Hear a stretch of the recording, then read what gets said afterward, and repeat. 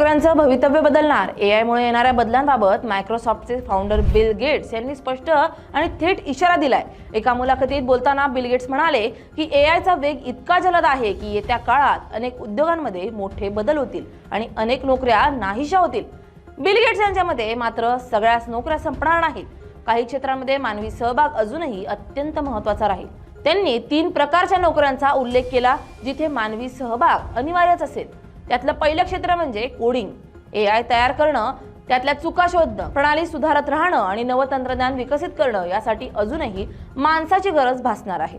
दुसरं क्षेत्र म्हणजे ऊर्जा क्षेत्र। अणुऊर्जा, तेल, वीज आणि नवीकरणीय ऊर्जेसारख्या मोठ्या प्रकल्पांचं नियोजन, नियंत्रण आणि सुरक्षितता फक्त यंत्रांवर सोपवता येत नाही। यासाठी मानवी निर्णय आणि जबाबदारी आवश्यक असते। तिसरं क्षेत्र म्हणजे जीवशास्त्र। संशोधन, नवे शोध आणि समस्या सोडवण्यासाठी लागणारी सर्जनशीलता अजूनही पूर्णपणे स्वयंचलित होऊ शकत नाही। त्यासाठी मानवी सहायता लागतेच।